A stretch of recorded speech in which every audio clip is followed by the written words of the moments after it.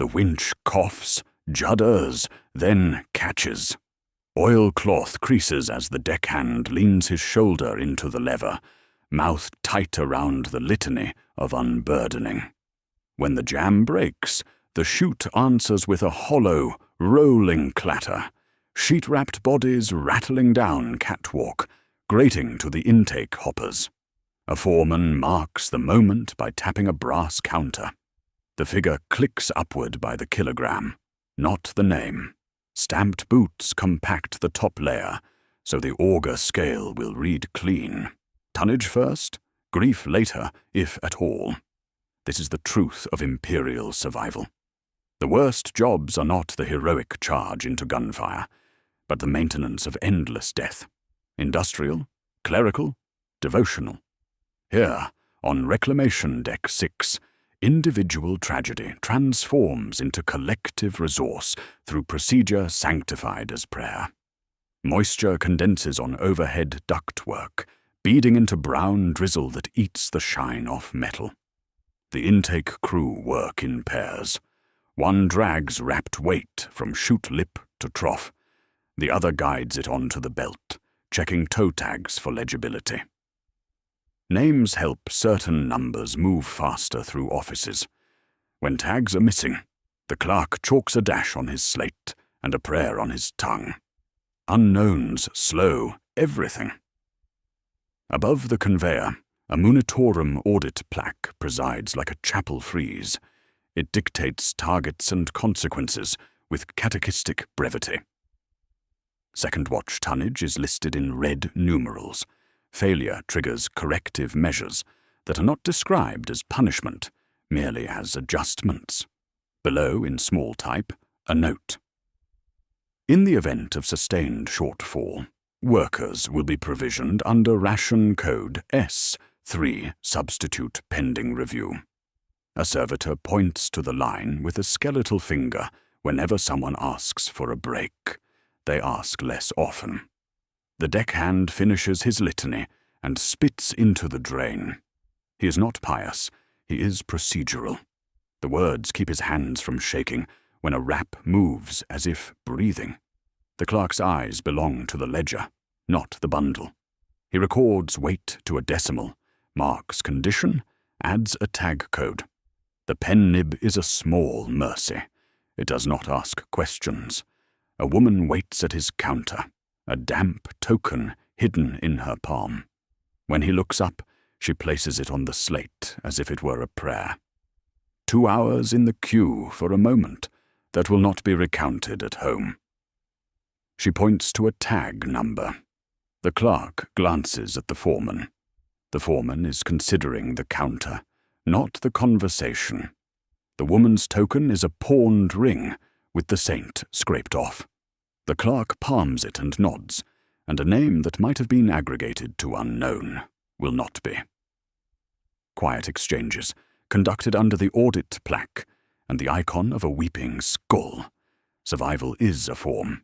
It needs the correct stamp.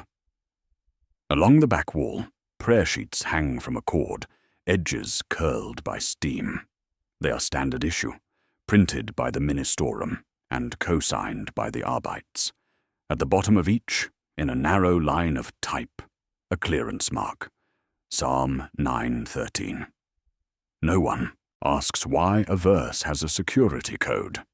They know only that certain lines are recited in the open and others are kept for supervisors and medicae. Some prayers can get you reassigned, others can get a door sealed. The belt carries its cargo into a shrouded bay, where a servitor's chain claw removes metal from flesh and drops it into separate bins. Beyond the bay, palletized crates ride rail lines to freight lifts. Each crate wears a paper skin. Weight, origin, destination. Some show usual stamps. Some are overprinted with a brass plate impression that leaves the paper bruised. Directive Gorgon Theta. On those, the handwritten line for contents is blank.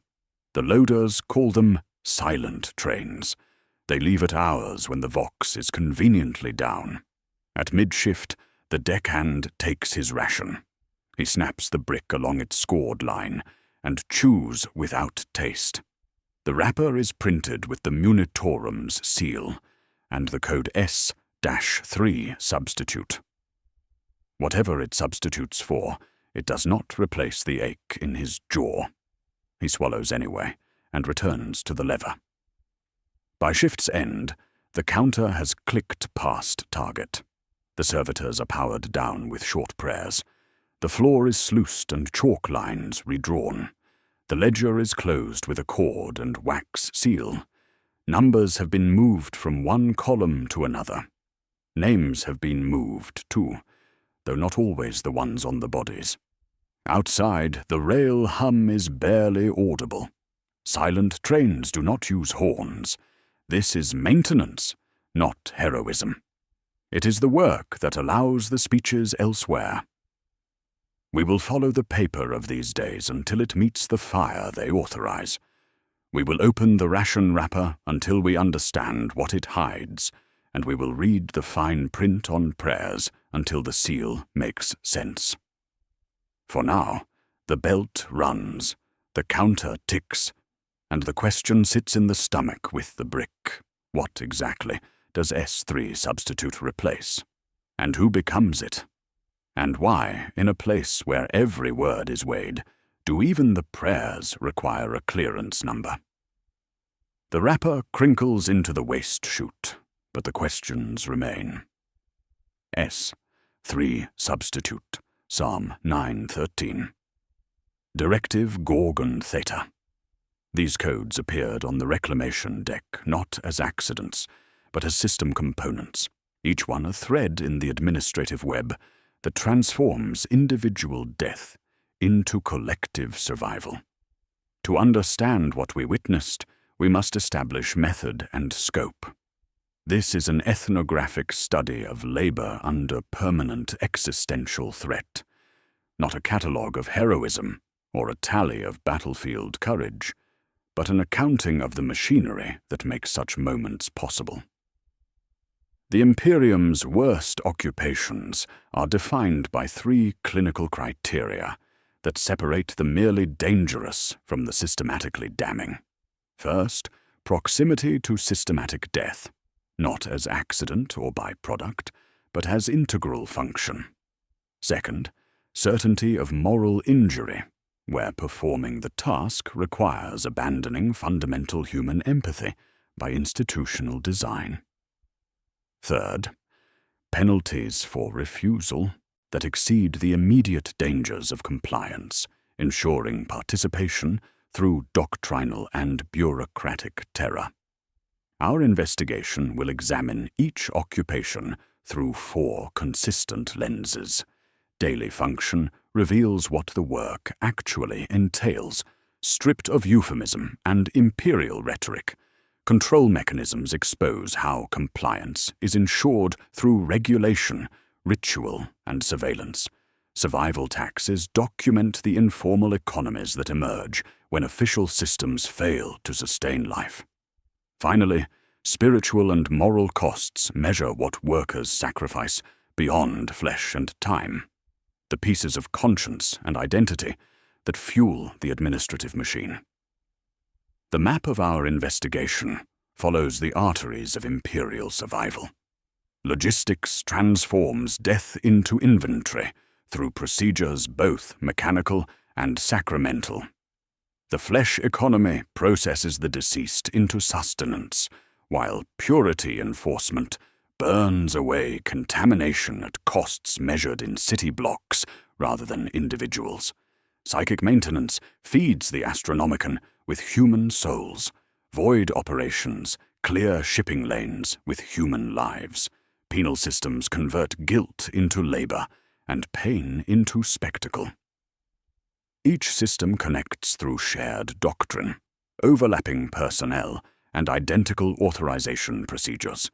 Consider the 67-hour rule, encoded not in safety manuals, but in refinery catechisms recited at shift changes across the sector. The verse matches the cadence of heavy machinery, its rhythm making the regulation memorable when cogitators fail. After 67 hours of cumulative exposure to promethium vapors, sanctified coolants, or warp-touched materials, workers are sterilized and reassigned to cleansing duty. The rule appears in prayer books because when survival protocols become liturgy, questioning them becomes heresy. The small script at the bottom carries a familiar notation, Psalm 9/13, clearance by designation rather than holiness. The same institutional logic governs higher stakes applications. In ecclesiarchy archives, locked drawers hold brass seals engraved with weeping torches, writs of cinder that fit into ceremonial handles. When struck against authorization plates, they sanctify area denial through incineration. The next signatures belong to Arbeits officers and Departamento Munitorum zoning scribes. Red grease pencil circles on HAB block maps show areas to be sealed. The paperwork lists promethium consumption rates per acre, ash load tolerance for arterial vents, expected loss ratios, adjusted burial exemptions. A single administrative gesture becomes flame that moves like weather through stacked homes. These authorization procedures extend into the most esoteric corners of imperial function. In Astra Telepathica memoranda, sanitary contingencies for astropathic choirs during warp stress events mirror the cinder forms line for line. The same brass plates, the same seals, the same doors, just thicker. When we reach the choir pit, where chained, psychers maintain synchronization, while blood flows from ocular hemorrhaging. The edicts governing corpse shoots will govern immolation. The procedure is identical. Only the screams are different. The mathematics are consistent across all systems. The Imperium survives by calculating whom it can afford to expend. Every ration distributed, every prayer recited, every authorization granted represents a decision about human value measured against institutional need. The S3 substitute contains protein from sources that were once names in ledgers. The Psalm 9/13 clearance authorizes procedures that would be murder under different classifications. The directive Gorgon Theta manifests move cargo that was once citizens under different documentation. Our promise is methodical precision. We will follow the paper trail from intake trough to ration wrapper, from hymn to sealed door, from audit plaque to authorization stamp. We will count exactly how many city blocks burn when administrative procedure meets ecclesiastical authority, and decode why safety rules require the rhythm of prayer to function properly. The machine runs on procedure sanctified as devotion. Understanding its operation requires examining each component, each worker, each decision that keeps the counter clicking upward, while bodies rattle down the chute into the system that will eventually consume them all. The paper trail leads from the chute to a door marked only with a brass plaque bearing a skull wreathed in laurel. Loss Consolidation Office 7-Delta. Inside, the air hangs thick with ink vapor, parchment dust, and the ozone smell of overworked cogitators.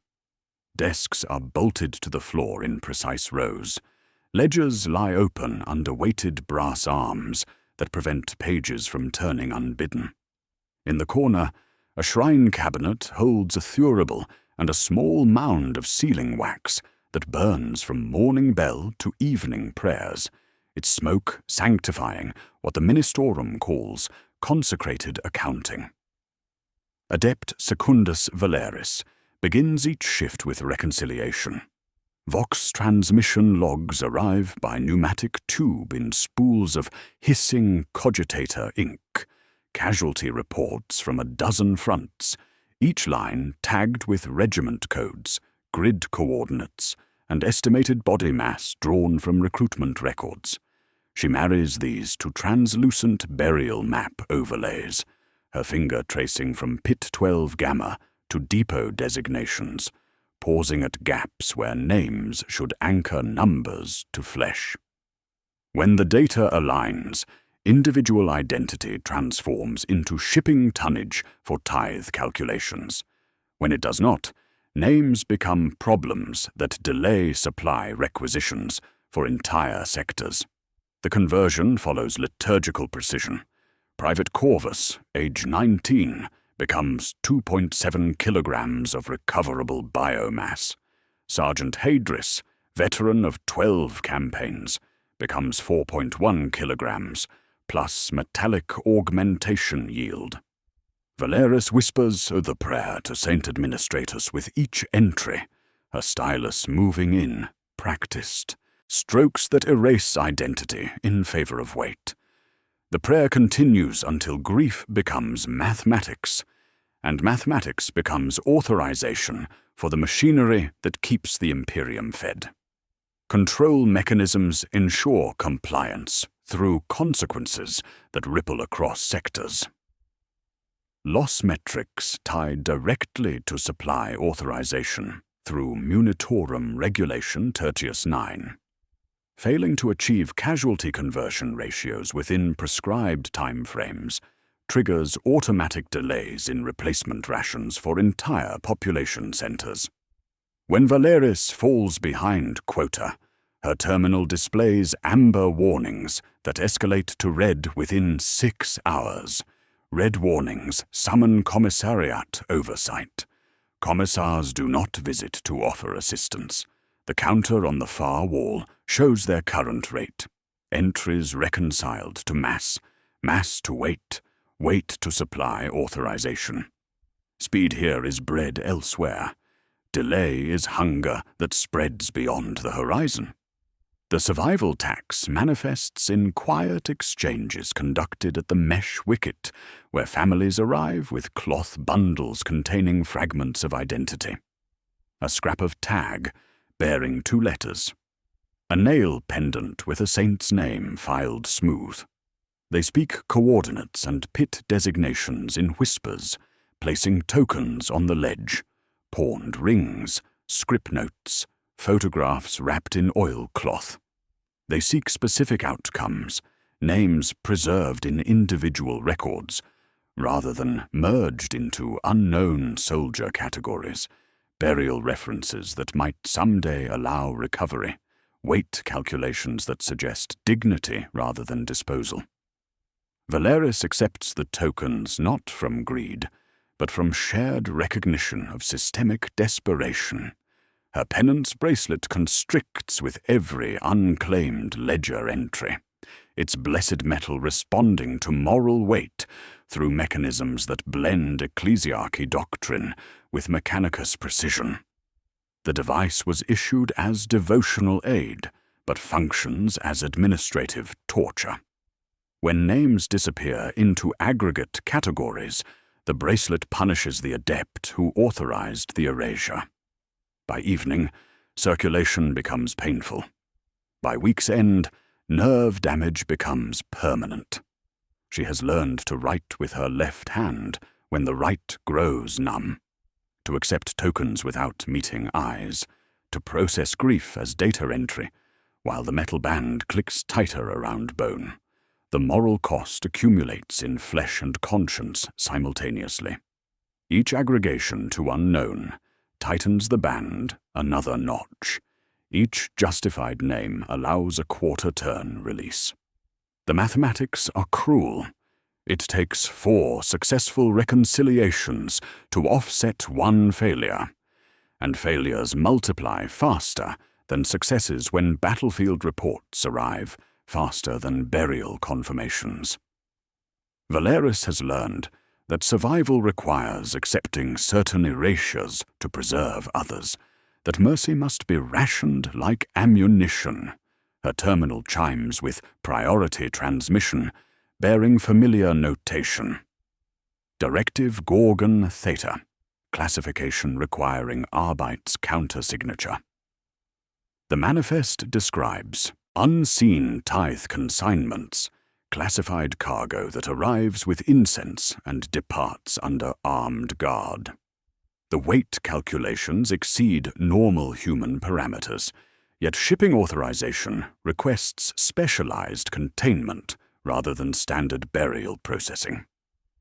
She cross-references coordinates with burial grid databases. The locations match recent battlefield reports, but tonnage figures suggest something beyond routine casualty collection. Stacks of these dockets sit under red twine, each bearing the brass impression of a serpent biting its tail around an aquila. They are not opened at her desk, but carried to a side table where 2 adepts work under vox plug, linked to Arbeit's frequency. A candle burns for scent, not light. Incense smokes in a cup, because handling these consignments requires sanctification. Origin codes reference secure depots. Contents fields remain blank. Destinations connect to railheads serving restricted keys. In remarks sections, stamped faintly in purple ink, appears the term that 7 Delta learned to stop speaking aloud: unseen tithe. When couriers arrive for collection, plainclothes soldiers wait outside with carbines folded across chests. Crate lids bear screws sealed with wax. They depart without signatures, but ledgers show countersigns by warrant adjunct designation, Precinct 11, Arbeits. The room smells of cheap incense for hours afterward. Through ventilation systems, distant rail traffic hums, Gorgon Theta. Trains running schedules that do not appear in standard transport manifests, carrying cargo toward destinations where individual identity has already been stripped by bureaucratic procedure. The connection crystallizes with uncomfortable clarity. Names that disappear from records do not simply vanish into administrative aggregation. They become cargo traveling under armed guard to facilities where processing machinery awaits feeding. The numbers she generates as shipping weights correspond to physical remains that will undergo transformation in chambers, where the lost become continuity resources for an Imperium that survives by consuming its own. At shift's end, the 4-scribe unlocks a wire cage and removes a small iron key. He walks the room, setting each bracelet back by quarter turn. Not mercy, but reset for tomorrow's calculations. The ledgers stack under weighted bars, marked with seals, blending ecclesiarchal tears and munitorum cogs.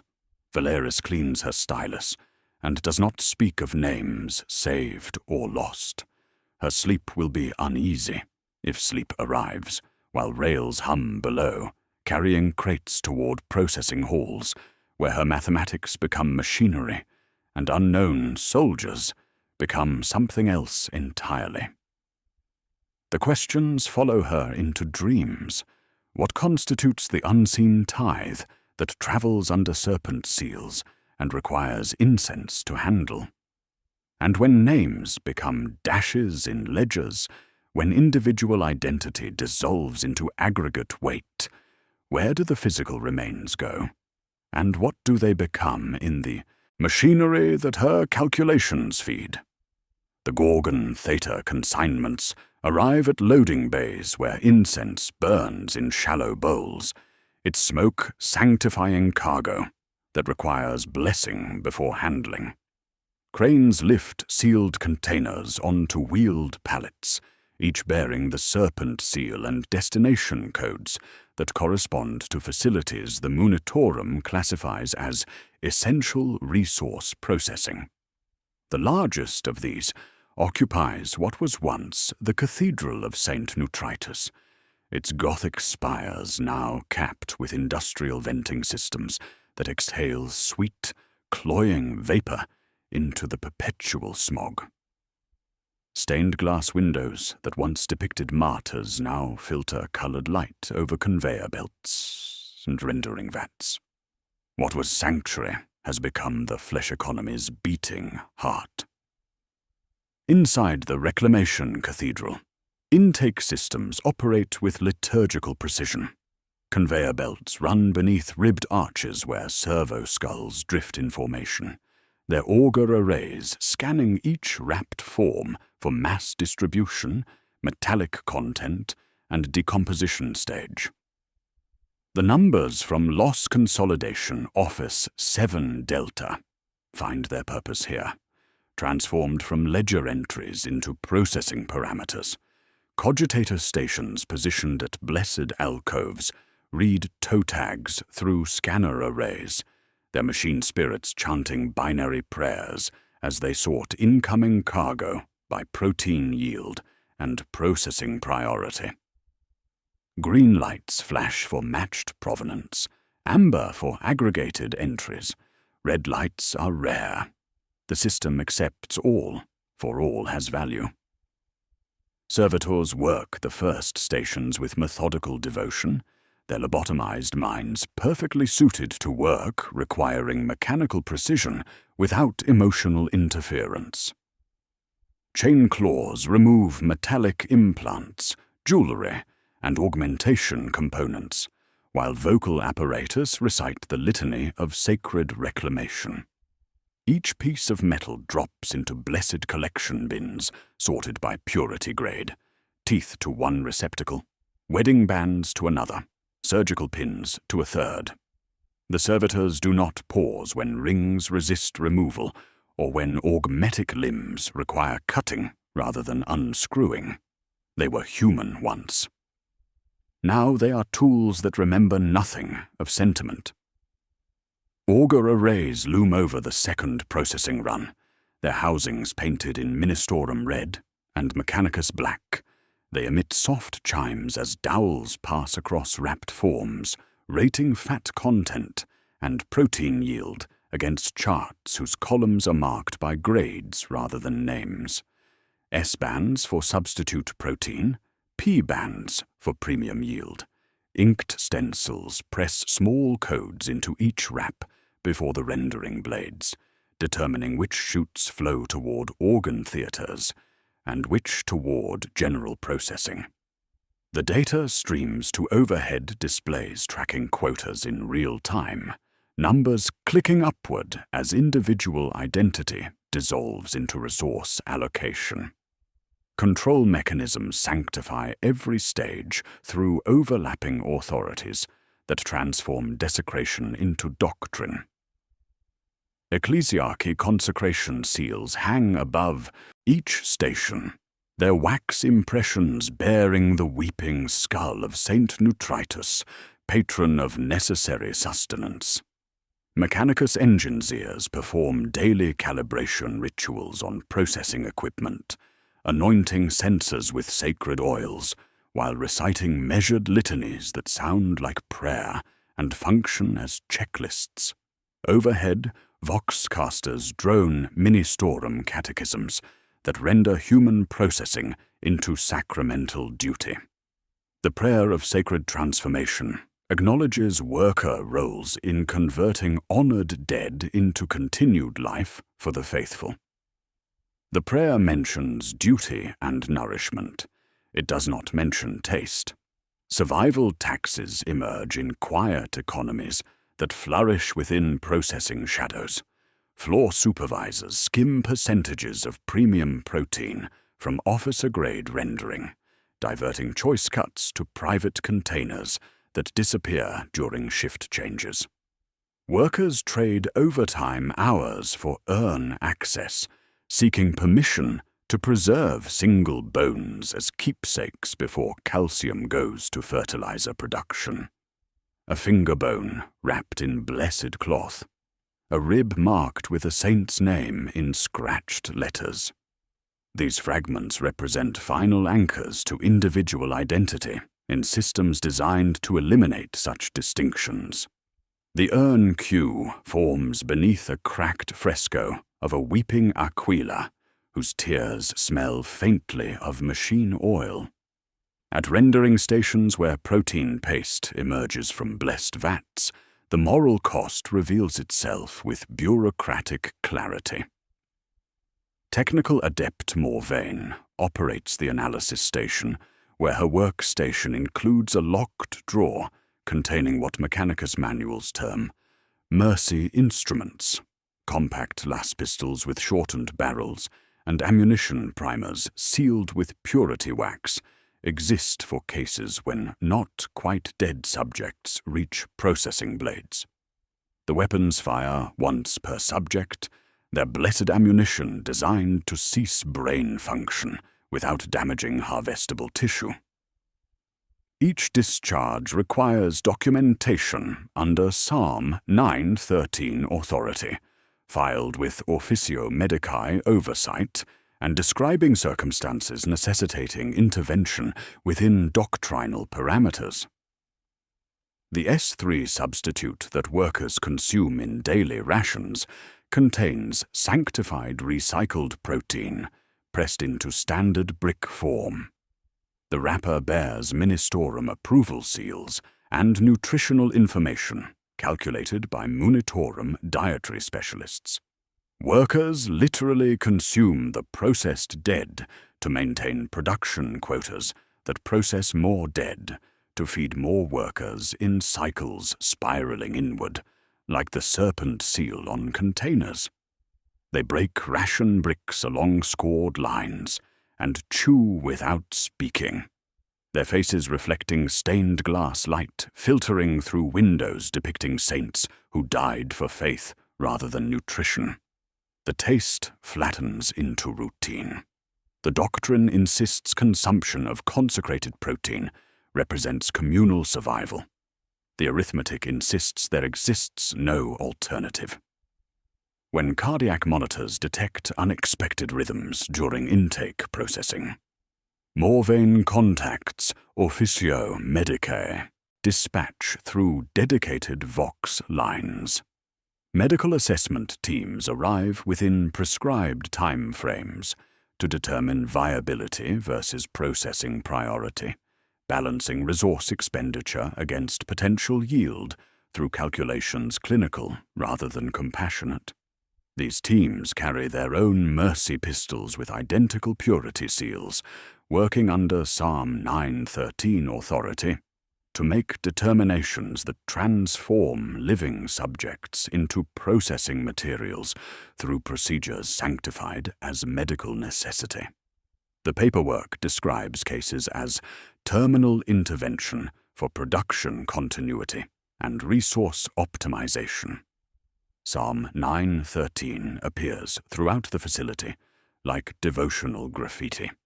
Workers whisper it during difficult processing cycles. Supervisors quote it when explaining procedures to new personnel. Medicae officers invoke it when authorizing equipment modifications.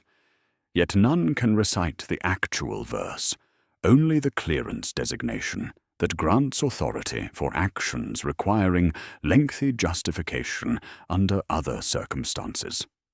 The number has become more sacred than words it supposedly represents, a bureaucratic incantation transforming murder into procedure. At shift's end, workers receive rations from dispensary stations positioned throughout the cathedral.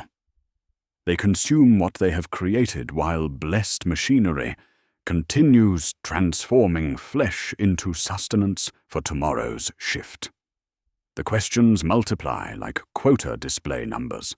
Psalm 913 appears wherever life transforms into death through administrative procedure. But what specific authority does this clearance actually grant? When heartbeats become statistical entries requiring medical determination, who decides the precise moment breathing stops being life and becomes inventory? The answers wait in medical facilities where triage becomes mathematics and survival depends on calculations measuring human value against processing quotas, where mercy pistols fire with the same dry crack of breaking wax seals. The mercy pistols from the Reclamation Cathedral find their logical extension in facilities where Psalm 913 authority governs healing as much as processing. Medici Station Tertius occupies a repurposed manufactorum where ghost stencils of last weapon part numbers still show beneath fresh paint. Overhead, conveyor chains hang with saline bags instead of munitions, their tracks redirected to carry stretchers through triage stations positioned beneath industrial lighting that casts harsh shadows across color-coded zones. The assembly lines that once produced weapons now process the wounded through systems designed for throughput rather than recovery. Daily function revolves around ruthless efficiency, disguised as medical necessity. Patients arrive on automated gurneys where augur servitors project colors onto their chests like benedictions of fate. Green means immediate attention, reserved for high-value assets whose swift return to service impacts critical quotas. Yellow indicates potential, salvage, a holding pattern for cases requiring extensive resources with uncertain prognosis. Red signals terminal cases whose treatment would consume resources disproportionate to projected utility. Black bypasses treatment entirely, proceeding directly to privacy screens, where mercy pistols wait with their familiar purity wax seals.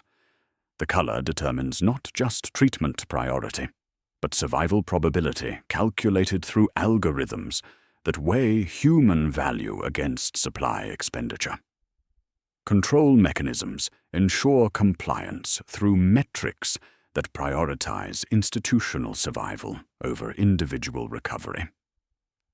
Anesthetic allocations display on quota dashboards, tracking processing efficiency by the minute, their amber warnings escalating to red when pain relief outpaces replacement shipments.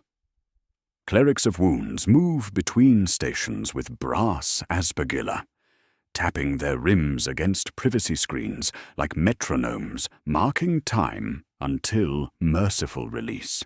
They murmur blessings for skill and ending, while mercy pistols fire on the downbeat, their blessed ammunition crackling wax seals that absolve practitioners of responsibility while maintaining throughput requirements.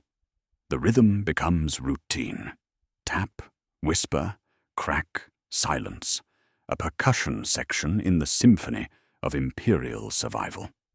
The survival tax manifests in underground economies where medical staff barter quiet deaths for personal protection and contraband access. Orderly Maxim maintains connections with local gang syndicates who provide security for staff families in exchange for preferential triage assignments and expedited processing for rival members. When gang leaders arrive with wounded associates, discrete payments ensure green zone classification regardless of injury severity. When enemies require treatment, similar payments guarantee black zone assignment, followed by mercy pistol intervention, disguised as medical complication. The transactions occur through coded conversations about supply shortages and bed availability, while ammunition primers crack under pressure from weapons designed for single-use authorization. Here the full meaning of Psalm 913 reveals itself with bureaucratic clarity. It is not scripture, but procedural prayer authorizing terminal alleviation for throughput maintenance and purity preservation. The verse itself remains classified, known only through clearance designation that grants authority for actions requiring extensive justification under standard medical ethics. Practitioners whisper the number while drawing mercy pistol charges, their voices mixing devotion with desperation as they balance individual conscience against institutional survival. The prayer transforms clinical efficiency into spiritual duty, each whispered authorization absolving murder through liturgical precision. Behind the main treatment areas, septicide drums bearing double skull markings wait in storage alcoves where the air grows heavy with chemical heat. The immense sealed containers hold promethium-based compounds that incinerate both pathogens and evidence, burning at temperatures sufficient to sterilize organic matter while leaving metallic components intact for reclamation processing. Arbeitsclerks arrive weekly to record drum serial numbers against writ of cinder authorization logs, their data slates tracking consumption rates that correspond to cleansing operations requiring ecclesiastical approval through channels extending beyond medical authority. The drums hum with internal furnaces, their exhaust vents breathing thin, acrid smoke that blends with the industrial stench of the manufactorum. Each serial number represents potential for escalation from individual mercy to facility-wide purification. When infection rates cross predetermined thresholds, calculated by Departamento Munitorum epidemiological specialists, the drums receive activation orders through Vox transmission, bearing familiar authorization codes. The same administrative procedures governing corpse starch production and mercy pistol deployment extend to area denial operations that consume patients, staff, and infrastructure in fires blessed by ecclesiarchy doctrine as necessary purification.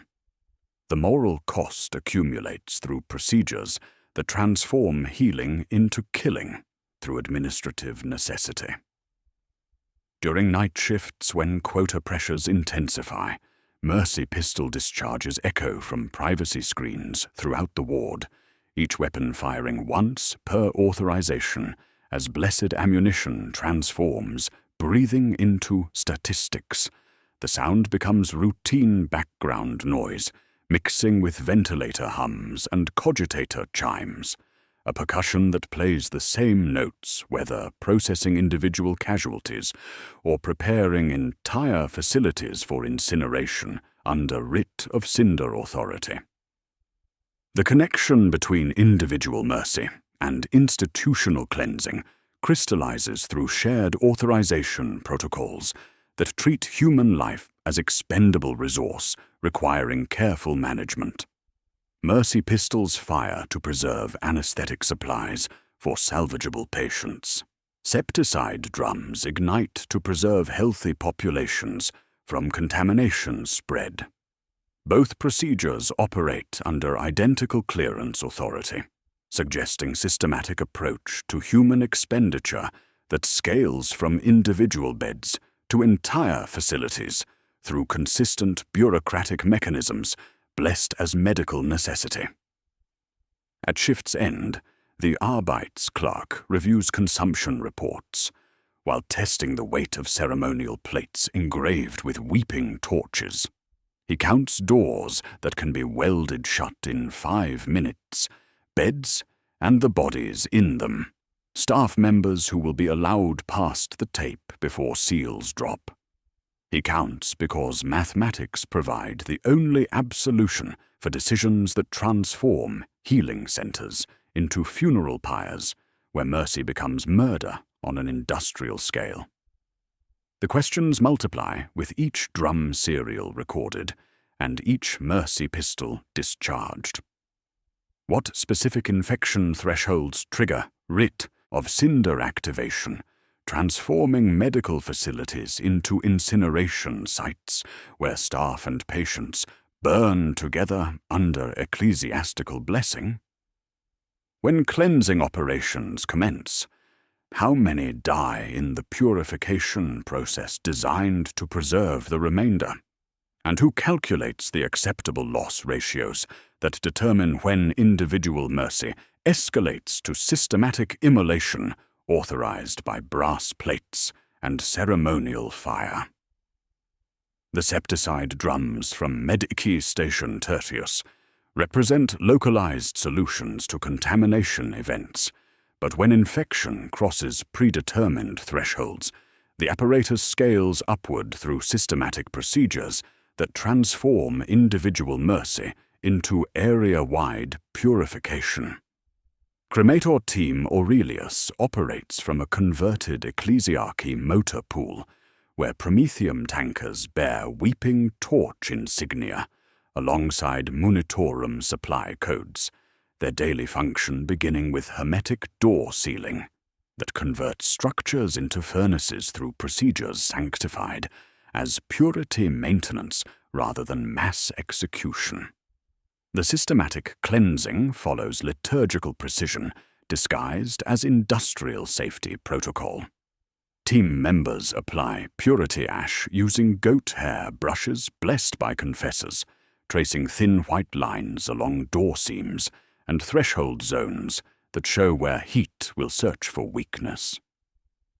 Prometheum drip feed calibration requires precise flow rates calculated to maintain complete combustion within sealed zones, its timing synchronized with pressure relief valve cycles to prevent explosive decompression, while channeling smoke through filtration systems designed to preserve surrounding air quality for survivors. The engineer intones over manifolds while turning valves in time, with litanies accidentally perfect for counting. 1 port opens, 2 turns to flow, 3 burns to cleanse, each verse matching equipment calibration rhythm, while preventing operational hesitation through devotional distraction. Control mechanisms prevent individual conscience from interfering with institutional necessity through overlapping authorities that transform moral questioning into procedural compliance.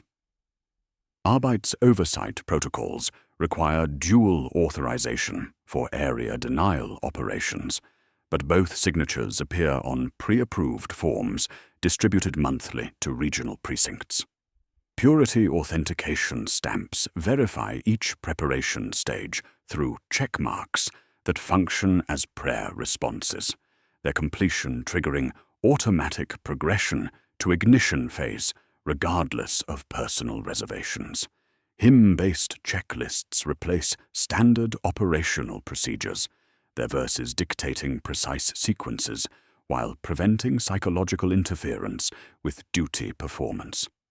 The chant remains cold and absolute, by flame made pure, by ash made clean, let no corruption here be seen. The survival tax manifests through equipment rationing that acknowledges the lethal nature of purification work while maintaining operational requirements. Respirator equipment distributes by seniority, with senior cremators receiving sealed masks, while junior members work with cloth filters, providing minimal protection against promethium vapors and ash particulate. Lung tissue calcifies over time from repeated exposure, creating internal scarring that appears on medical scans like prayer inscriptions written in damaged flesh. Many cremators pre-purchase interment niches from ecclesiarchy burial guilds, their payments deducted alongside tithe obligations and equipment maintenance fees. They know their fate with mathematical certainty, calculated through exposure tables, measuring career longevity in months rather than years. The moral cost reveals itself through doctrinal teachings that transform accidental murder into spiritual necessity when living subjects remain within sealed zones during hermetic barrier engagement. Confessor Hardrick teaches that ascending smoke constitutes fulfilled prayer, regardless of its organic origin, that purification serves the Emperor's will, whether applied to infection or innocent flesh caught within cleansing boundaries. Thermal imaging occasionally detects movement patterns inconsistent with combustible materials, but doctrine insists fire sanctifies all it touches, transforming suffering into spiritual elevation through flames, blessed by ecclesiastical rather than individual authority. At the center of their power lies the writ of cinder itself, not merely authorization paperwork, but a physical brass plate engraved with weeping torches surrounding an aquila whose wings drip molten tears. When contamination thresholds cross predetermined parameters, the plate fits precisely into ceremonial mounting pedestals designed for single-strike activation. Confessor Hodrick carries the ceremonial maul wrapped in prayer-stitched leather, its head bearing the imperial aquila and blessed by ecclesiarchy doctrine. When struck against the brass authorization, the plate rings clear and high, a tone the city has learned to associate with doors that will not open again. The sound echoes through Vox systems connected to facility interiors, providing final warning before ignition sequences engage through automated systems preventing manual override. The authorization cross-references directly with the 67-hour rule, extending beyond individual exposure limits to area-wide contamination calculations. When infection rates exceed predetermined percentages within measured populations, or when cumulative exposure across entire HAB blocks passes threshold matrices, writ of cinder activation becomes automatic rather than discretionary. The same liturgical verses governing refinery worker sterilization authorize block-level incineration, where faithful imperial citizens burn alongside contaminated materials through procedures blessed as necessary purification rather than systematic execution. During operations, promethium flows through calibrated systems, while pressure gauges monitor internals, temperatures against structural integrity readings. The mathematics ensure complete incineration within designated zones, while preserving adjacent infrastructure required for continued operations. Successful purifications receive authentication stamps for administrative records, while unsuccessful cases trigger expanded authorization for adjacent zones through escalating procedures that consume city blocks rather than individual structures. The Vox transmission interrupts routine equipment maintenance with priority codes demanding immediate attention. Astra Telepathica Station Gamma reports incoming warp squall detection through astropathic choir monitoring, its intensity measurements exceeding containment thresholds established by standard protocols. The transmission requests sanitary contingencies, preparation for choir pit operations, terminology, suggesting systematic cleansing procedures, extending beyond medical facilities to psychic maintenance installations, where chained psychers maintain communication networks through methods requiring backup incineration protocols. Confessor Hodrick examines the brass authorization plate while calculating promethium requirements for structures designed to contain psychic rather than biological contamination. The weeping torch engravings remain identical regardless of target designation, their blessing extending to fire that purifies flesh, whether infected by disease or touched by warp energies, through procedures sanctified as necessary protection for imperial survival. The questions burn with promethium intensity. What specific sanitary contingencies await within Astra Telepathica facilities, where faithful citizens channel warp energies through human consciousness? And will Rite of Cinder protocols consume imperial psychers, whose only contamination consists of psychic sensitivity required for astropathic communication? The sanitary contingencies arrive through service corridors that descend into the choir pit like arteries feeding a mechanical heart.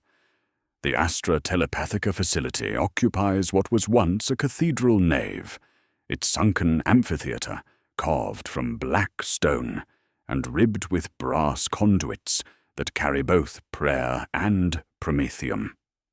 Chained astropaths kneel in tiered rows, their synchronized chanting creating harmonics that resonate through stone while transmitting messages across impossible distances. The air tastes of ozone and old blood, filtered through systems designed to preserve operational capacity rather than comfort.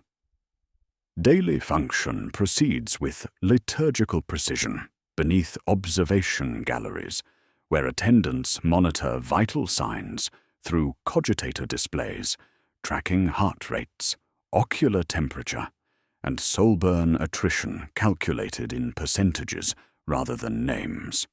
Feeding apparatus maintains physical forms through blessed intravenous lines, while waste collection preserves dignity through automation requiring no human intervention.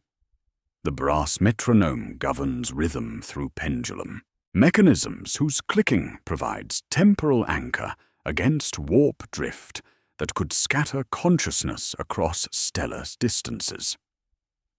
Attendant Mara counts because counting keeps her steady, marking attrition rates on slate while feeling her stylus shake with each hemorrhage recorded.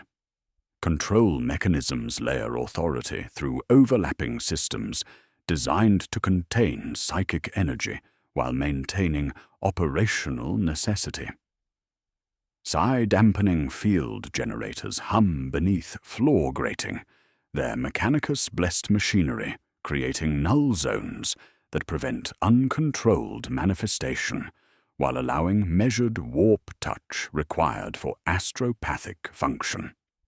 Sanction brand monitoring displays track each psyker's authorization level through scarification patterns that glow faintly when psychic energy flows through sanctified channels. In the observation gallery behind woven brass mesh, Arbite's overseer Vex maintains position beside Confessor Hudrick, both men holding keys that must turn simultaneously for Writ of Cinder activation through dual authority protocols preventing individual hesitation from compromising facility security. The warp squall strikes without warning, arriving like pressure crawling across teeth and making the dampening generators rise in pitch. The metronome misses a beat, corrects, then falters again as temporal distortion affects mechanical timing systems. In the pit, heads tilt in unison, while veins at temples swell with unnatural pressure. The partially sanctioned psyker in Tier 7 begins screaming coordinates, referencing fleet positions that exist in no Imperial records, his voice carrying harmonics that make the brass mesh sing like a bell submerged in oil. Hemorrhaging begins in the front rows, where senior astropaths channel deeper warp streams. Ocular fluid chars at the edges and runs black, while blood sprays from ears in rhythm with the faltering pendulum, as if the beat itself were punching holes through capillaries. The dampening field generators shriek with harmonic feedback, as blessed machinery struggles against currents exceeding design parameters. Green-gold psychic phenomenon erupts from the central dais, rising as a luminous column that leans toward the observation gallery, while reality warps around contact points that leave scorch marks on sanctified metal. Confessor Hadrick's authorization hand trembles as he reaches for the ceremonial key, while calculating spiritual necessity against institutional survival. The brass writ of cinder waits in its mounting pedestal, engraved torches reflecting psychic fire that burns without consuming. Protocol dictates action when 3 consecutive metronome irregularities occur during warp stress events. The first was discounted. The second demanded attention. The third arrives as green-gold energy, touches the mesh, and makes it sing with harmonics that bypass human hearing to resonate directly in bone marrow. Both keys turn together, with clicking finality that echoes above screaming psychers and shrieking machinery. Hermetic seals descend from housings hidden in stonework with hydraulic thunder. Doors that were not doors become walls while red lamps replace green throughout the facility.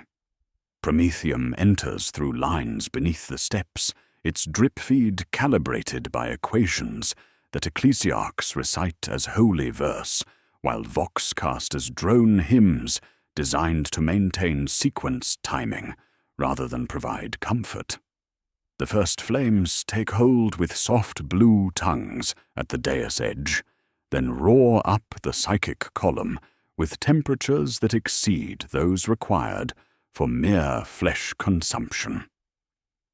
Attendants face impossible choices between abandoning chained psychers to doctrinal fate or attempting liberation through bolt-cutter operations requiring proximity to flames blessed as purification rather than murder.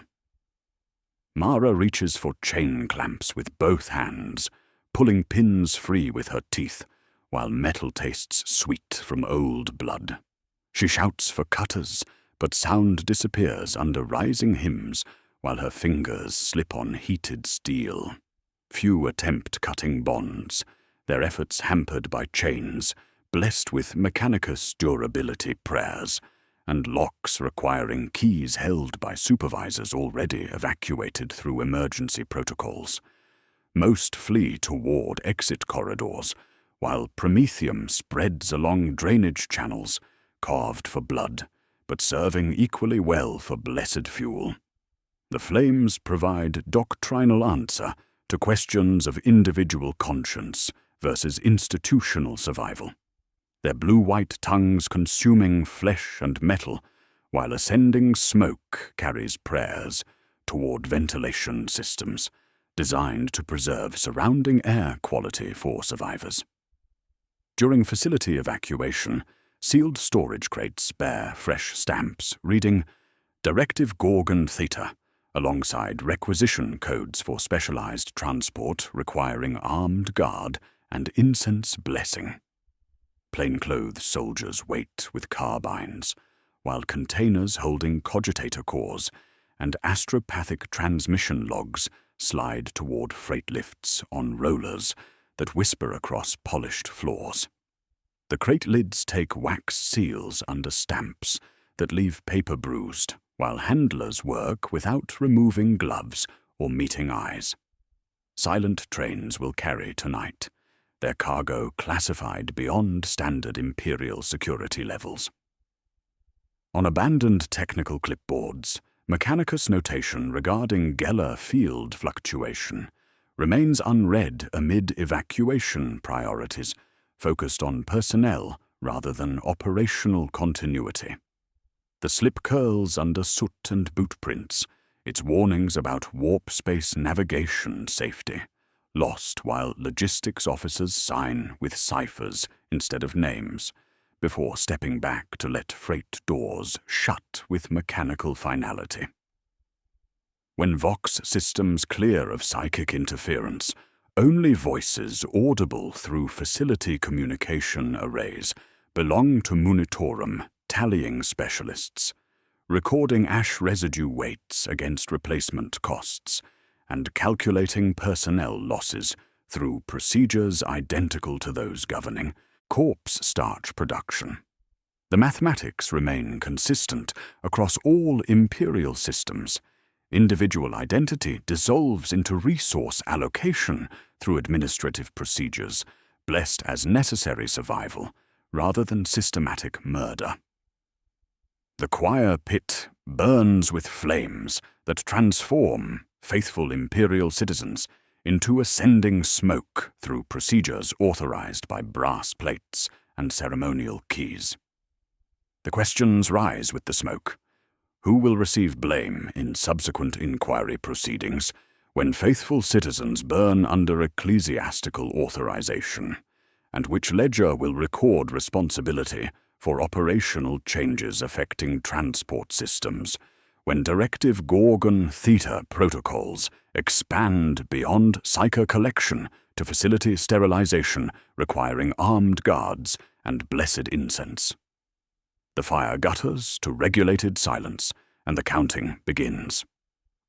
In Conference Hall, Tertius above the blackened amphitheatre, joint munitorum and telepathica convocation assembles at ferrocrete tables arranged like tribunal benches. Scribes unpack brass scales, ink stamps, and ash samplers, while cogitators hum with calculations that transform catastrophe into administrative opportunity. The air carries promethium residue and parchment dust, sanctified by thurible smoke that blesses the conversion of immolation into inventory adjustment through procedures blessed as necessary accounting. Daily function revolves around death certification that treats burned psychers as supply chain disruption, requiring systematic response rather than moral consideration. Senior scribe Kalen reconciles ash weights against personnel rosters, his stylus converting individual identity into shipping tonnage through tables that cross-reference psychic sensitivity ratings with operational capacity targets. Each name becomes a line item, each life a numerical entry requiring multiple signatures that absolve individual responsibility, while distributing institutional necessity across departments whose budgets benefit from calculated loss.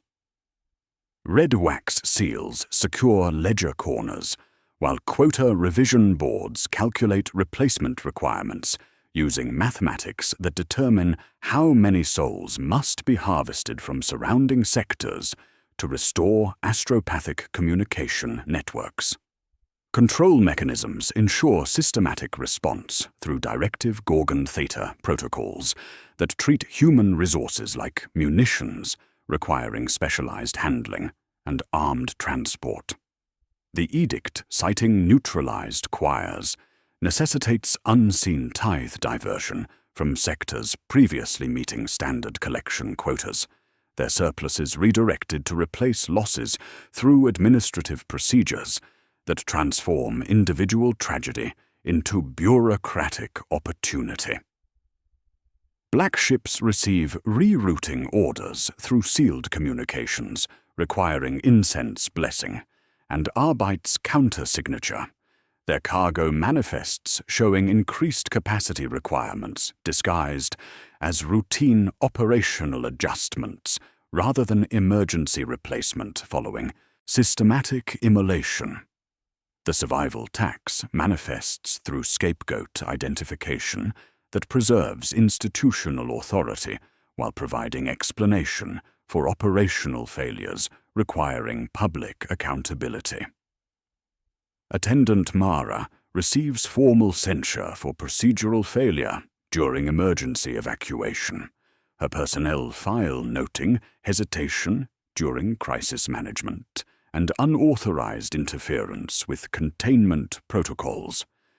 The charges ignore her attempt to save chained psychers in favor of emphasizing deviation from standard procedures during facility sterilization.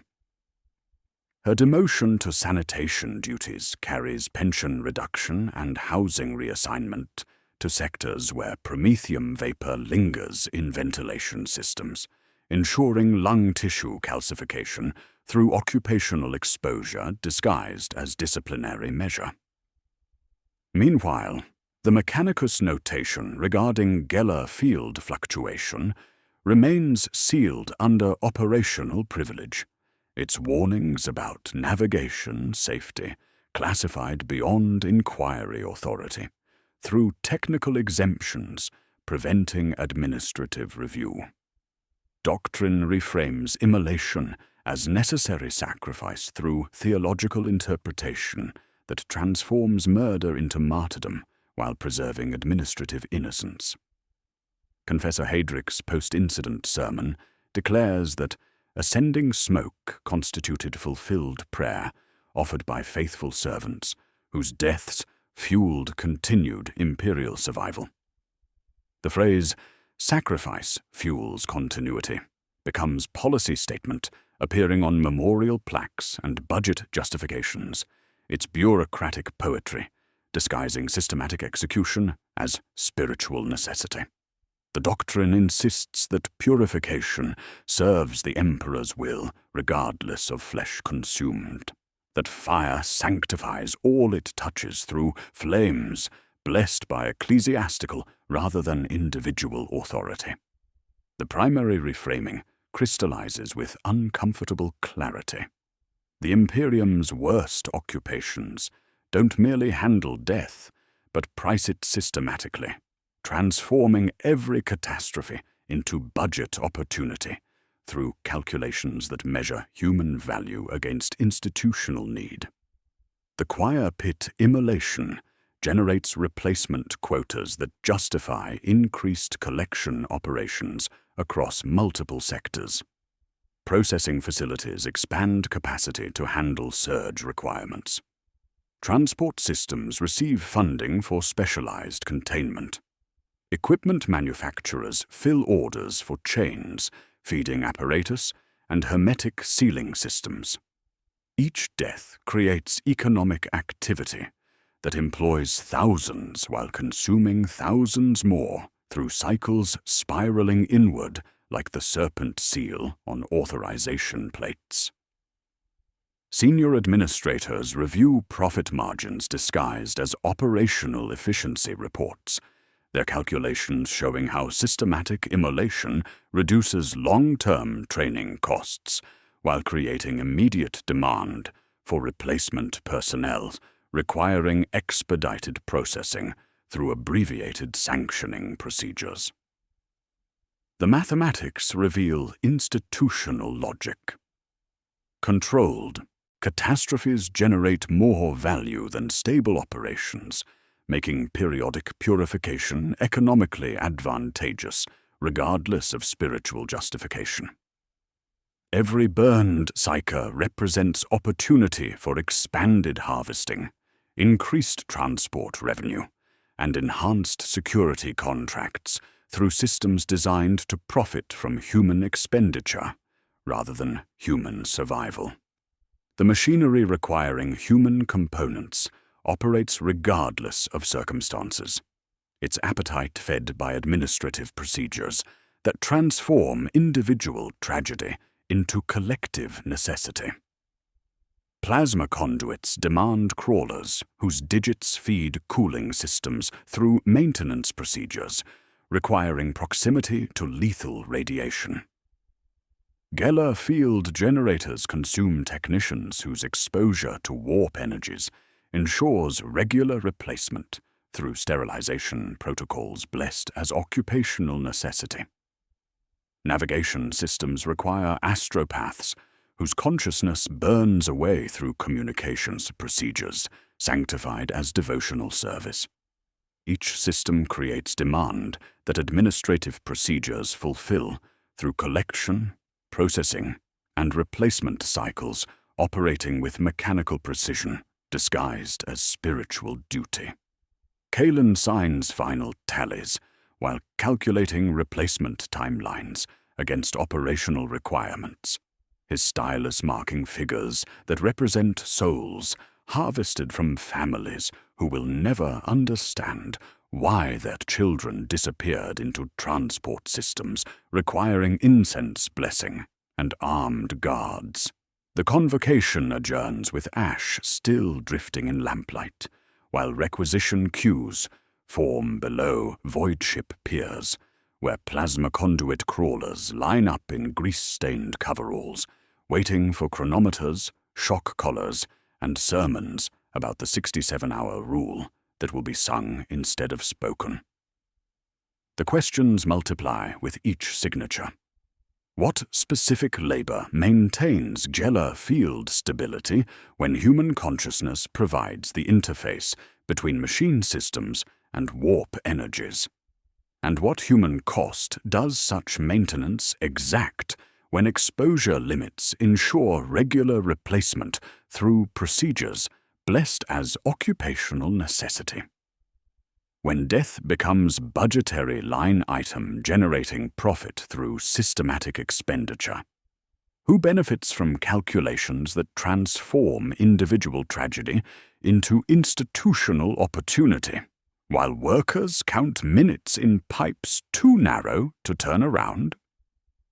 The replacement quotas from the convocation disperse into corridors leading to void ship piers, where Imperial Navy vessel Throne's wrath hangs in orbital dock like a cathedral turned inside out.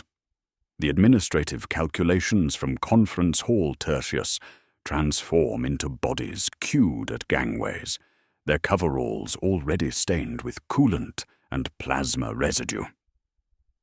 Here, the bureaucratic mathematics of human expenditure find physical expression in maintenance operations, where workers navigate spaces designed for servitors, but operated by human flexibility when entropy demands responses beyond mechanical precision. Engineer Voss distributes chronometer sheets to workers whose names appear only as identifications numbers linked to shock collar frequencies. The plasma conduit maintenance requires navigating 45-centimeter ducts that run parallel to reactor feeds, spaces barely accommodating human shoulders compressed against metal that radiates heat, making teeth ache. Crawler Jin slides headfirst into maintenance tunnels, with skiving blades strapped to his forearms, his breathing apparatus recycling air that tastes of ozone and scorched metal while he scrapes crystallized plasma slag accumulation from conduit walls. The work demands flexibility that servitors lack, and endurance that human flesh provides until exposure limits transform workers into casualties, requiring replacement through procedures identical to those governing astropathic collection. 3 decks higher, gellar field maintenance requires different sacrifices through exposure to warp energies that seep through containment systems, like radiation through insufficient shielding. Technomat Sarah applies psi-insulating unguents to field generator vanes using brushes blessed daily and replaced weekly as warp touch corrupts organic materials through contact bypassing physical barriers. Her movements follow prescribed patterns, preventing excessive exposure to any single field node, while ensuring complete coverage across surfaces, protecting the ship from warp predation during translation. The unguent burns skin on contact, leaving permanent scarification that tracks career progression through disfigurement rather than advancement. Control mechanisms ensure compliance through chronometer systems wired to shock collar networks that punish deviation from prescribed timing, with electrical correction disguised as motivational assistance. Missed time markers trigger automatic ration demerits, while increasing workload through overtime assignments that compound exposure through procedures blessed as dedication rather than punishment. Mechanicus catechisms forbid improvisation through liturgical warnings about machine spirit intolerance for unauthorized modification. Their verses functioning as operational restrictions, preventing creative problem-solving, while demanding adherence to procedures consuming workers through systematic exposure to lethal energies. The survival tax manifests through informal economies, emerging when official systems fail to sustain life beyond minimum operational requirements. Workers tap coolant lines with stolen needles, drawing fluid diluted with blessed water to mask chemical taste, while providing hydration that official rations cannot supply. They trade overtime shifts for access to cool dark, ventilation shafts with breathable atmosphere where temperatures remain tolerable and radiation levels fall below immediate lethality. These refugees exist in spaces too small for official notice, where workers rest between shifts while calculating exposure limits against survival requirements through mathematics, measuring life in hours rather than years. Ship operations demand digits with mechanical indifference to human attachment, systems requiring manipulation of controls designed for servitor appendages rather than human anatomy. Jin has lost 3 fingertips to plasma burns and cooling system entanglement, his stumps recorded as routine operational wastage in medical logs, tracking disfigurement through statistical categories rather than individual suffering. The missing digits improve his ability to reach narrow spaces while reducing dexterity for fine work, creating efficiency gains that medical officers record as positive adaptation to occupational requirements rather than compensation for injury. The 67-hour rule governs exposure limits through calculations balancing worker longevity against operational necessity.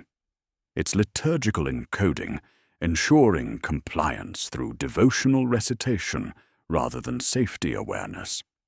When cumulative exposure exceeds threshold parameters, workers receive sterilization through medical procedures disguised as health maintenance, while reassignment to cleansing duty provides continued utility through different forms of systematic consumption. The verse echoes through narrow spaces, while chronometers count toward inevitable conclusion, through exposure accumulating like prayer beads on strings of hours. The central reframing crystallizes with uncomfortable clarity.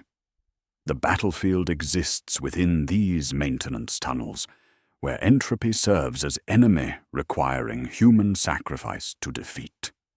The front line runs through plasma conduits and Geller field generators, where workers fight mechanical decay through procedures consuming them systematically, while preserving systems essential for Imperial survival. Victory measures in operational continuity rather than individual survival, making every maintenance shift a combat operation, where casualties are calculated rather than mourned. Beyond the ship's hull, void lane clearance requires different sacrifices through operations processing stellar debris, using human sweepers whose EVA suits provide minimal protection against micrometeorite impacts and radiation exposure, sterilizing flesh while preserving operational capacity. Naval Command reviews hull anomaly reports while calculating clearance requirements against personnel expenditure, through methods preferring discretion over ceremony. The questions multiply with each chronometer tick. What constitutes a silent wake in void operations, where command prefers methods minimizing witness rather than casualties? And how do you neutralize ordnance jammed in unreachable bulkhead sections, when human hands provide the only tools capable of reaching spaces too narrow for mechanical solutions? The administrative calculations from Conference Hall Tertius disperse into corridors leading to orbital docking bays, where Imperial Navy vessel Throne's wrath hangs like a cathedral turned inside out. The replacement quotas and budget opportunities transform into bodies queued at gangways, their coveralls already stained with coolant and the metallic taste of recycled air. Here, the mathematics of human expenditure find expression in void operations, where Naval Command prefers methods emphasizing discretion over ceremony, where death becomes procedure through systems designed to minimize witness while maximizing operational utility. The EVA preparation bays echo with tether blessing rituals performed by confessor technicians who anoint magnetic clamps with sacred oils while reciting prayers to Saint Mag Latch for equipment reliability. Void Sweeper Caney traces scars on his helmet faceplate, each mark representing debris cleared, ordnance neutralized, vacuum survived, while checking seal integrity through procedures combining mechanicus precision with ecclesiarchy devotion. The suits bear chronometer sheets wired to shock collar systems hidden beneath life support apparatus, their electrical correction disguised as motivational assistance while tracking mission duration against exposure limits calculated through mathematics, measuring survival in minutes rather than hours. Daily function requires navigating along hull plating, where unexploded ordnance and stellar debris create obstacle courses measuring kilometers in length. Magnetic boots provide purchase against surfaces pitted by micrometeorite impacts, while workers use blessed cutting tools to separate embedded shrapnel without triggering detonation sequences. The ordnance disposal follows catechistic precision. Approach to one body length. Halt. Test field. Drift with ribbon. Apply null unguent along seams where static crawls on the tongue, like electricity seeking ground. Shaped charges no larger than thumbs bear prayers stamped into copper, their blessed paste smelling of incense and coolant, while workers count in old dockyard cadence, knowing that machine spirit consent determines whether devices part clean or become the only benediction. Control mechanisms ensure compliance through tally tattoos applied directly to flesh, using blessed needles and ink mixed with ash from cremated predecessors. Each completed mission adds marks burned with soldering irons and holy oil, their patterns forming devotional designs that function as identification when pressure suits fail and bodies require processing through systems designed for efficiency rather than dignity. Loss quotas govern operations through calculations, balancing personnel expenditure against ordnance clearance targets, their statistical expectations of attrition contoured to mission profiles, where losses falling below curve suggest insufficient risk-taking, while losses exceeding curve trigger sermon and example. Purser authority extends to salvaging human remains through procedures treating accidental death as resource recovery opportunity, rather than tragedy requiring ceremony. The salvage ledgers track equipment value against replacement costs, while noting rings, teeth, identity tags recovered from floating debris. When tethers snap or suits breach beyond recovery range, salvage operations focus on equipment retrieval, while organic material receives processing through procedures identical to those governing corpse starch production and mercy pistol authorization.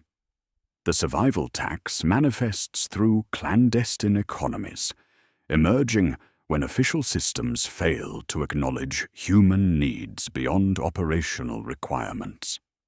Void workers harvest rings from severed hands floating in debris fields, their collection justified as equipment recovery, while actual purpose involves trading precious metals at underground markets for coolant needles and clean filters. They purchase sealed pilgrim beads from confessor technicians, blessed tokens designed to identify remains as honored dead if accidentally spaced during operations, where rescue becomes impossible and recovery becomes salvage. The beads cost half a day's pay per star, blessed insurance against anonymous disposal through ventilation systems designed for waste processing rather than burial. Workers trade overtime shifts for access to cool dark ventilation shafts with breathable atmosphere where temperatures remain tolerable and radiation levels fall below immediate lethality. These refugees exist in spaces too small for official notice, where personnel rest between shifts while calculating exposure limits against survival requirements through mathematics measuring life expectancy in shifts rather than years. The moral cost reveals itself through unmarked burial procedures that transform human death into mechanical process, requiring minimal ceremony and maximum efficiency. When void sweepers die beyond recovery range, the procedure follows naval efficiency protocol. Partners clip pilgrim beads back to safety lines and reel them in, while bosuns lean on levers opening vapor shutters over vent ducts. Bodies ride exhaust streams toward darkness, while crew members whisper benedictions to Saint Maglatch, quick prayers that do not make throats hurt from extended ceremony. The ritual consists of lever activation and whispered blessing spoken by workers whose names appear only in maintenance logs, tracking equipment rather than personnel. The terminology crystallizes institutional consistency across Imperial operations. Silent wakes function like silent trains, transporting bodies without witness through procedures designed to minimize psychological impact while maximizing operational utility. Both systems operate through identical authorization procedures, shared supply chains, and overlapping personnel, trained in methods emphasizing discretion over dignity. The euphemistic language spans void and planetary operations, suggesting systematic approach to death management that treats human expenditure as administrative necessity requiring careful documentation while avoiding public scrutiny. Towarst shifts end, void sweepers pass through lower hangars, where scrap drop-off routes feed into shrine factories sealed by iron grills. Behind blessed barriers, engines hang like stalking beasts, frames bristling with sanctified saws, skeletal walkers studded with reliquaries, bearing the flaking gold inscription, Redemption Manifold. The machines shudder with internal breath, powered by test incenses and lash systems that thrum like plucked wire. Riggers in red aprons move among them with oil cans containing thick, dark ichor, calibrating pain feedback systems as if tuning hymnal instruments. Beyond the grills, laughter barks and dies, not joy, but the sound of people who have listened to screams long enough to mishear them as music. The sweepers do not linger. Their pass cards lack authorization for that gate. But the path of scrap and scent of burning incense thread the decks together through connections ledgers cannot hide. The questions multiply with each tether blessing and lever activation. What does mechanized penance look like when designed for locomotion and killing rather than static suffering? And who maintains pain engine lubrication systems, where operators exhibit behavioral modifications, suggesting exposure to psychological stresses that transform human empathy into something resembling mechanical precision disguised as laughter?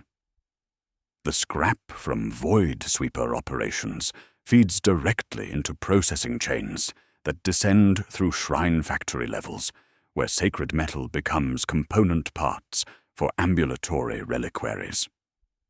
The Redemption Manifold occupies converted cathedral space, where Gothic arches frame assembly lines, and stained glass windows filter colored light across machines that breathe with internal furnaces. Here, the administrative mathematics of human expenditure transform penance into locomotion through procedures that convert individual guilt into mechanized warfare, while generating revenue streams measured in operational efficiency rather than spiritual salvation. Daily function revolves around riggers who bolt condemned sinners into skeletal frameworks, where flesh merges with blessed machinery through procedures combining mechanicus precision with ecclesiarchy devotion. Rigger Hadron operates the primary installation bay, where condemned penitents receive surgical integration with pain feedback systems calibrated to transform agony into aggressive output through neural interfaces, blessed as spiritual necessity rather than systematic torture. Spine harnesses lock to flesh with sanctified nails that penetrate nerve clusters with mathematical precision, each component designed to maximize suffering while preserving operational capacity through procedures sanctified as redemptive rather than torturous. The calibration follows liturgical precision, disguised as mechanical necessity. Pain thresholds require measurement against aggression parameters, balancing psychological collapse against combat effectiveness through equations that transform screaming into servo-motor activation and neural spasms into weapon discharge timing. Hadron adjusts interface sensitivity while monitoring cogitator displays tracking cardiac rhythm, neural activity, and vocalization patterns that indicate optimal suffering levels. The machines require regular lubrication using blessed ichor drawn from previous penitents, their gear mechanisms drinking human essence while maintaining operational capacity through maintenance schedules, treating blood as coolant and screams as performance metrics. Control mechanisms ensure systematic production through confession quotas maintained by redemptionist oversight that treats salvation as manufacturing target requiring consistent throughput. Confessor Thane reviews production schedules while calculating penance requirements against available sinners, his ledgers tracking guilt categories against machine specifications through mathematics measuring spiritual debt in kilograms of sanctified metal and liters of blessed agony. Operational failures result in riggers becoming component parts through procedures identical to those governing penitent installation, their knowledge preserved through lobotomization, while their flesh feeds machinery requiring human interface between blessed metal and divine purpose. The survival tax manifests through underground economies, where riggers sell brief respites from systematic torture disguised as maintenance procedures. Soft cycles represent momentary pain cessation periods, when neural interfaces receive unauthorized adjustment, their blessed relief traded for contraband access and protection from confessor oversight through transactions conducted beneath machine noise that masks negotiation. Families purchase these merciful intervals using scrip earned through tithe labor, paying for seconds of reduced agony while priests ignore violations when engines produce satisfactory roaring during inspection ceremonies. Riggers develop behavioral modifications from prolonged exposure to systematic torture operations, their psychological adaptation manifesting as laughter that escapes through respirator masks during calibration procedures. The sound represents not joy, but the acoustic signature of individuals who have forgotten silence, whose minds have adapted to constant screaming through mechanisms transforming empathy into mechanical precision.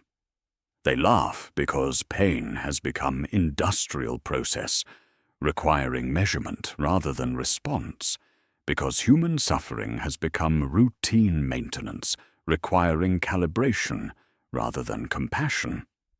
The moral cost accumulates through procedures that transform individual penance into public entertainment while generating revenue streams that monetize suffering through spectacle admission and betting pools.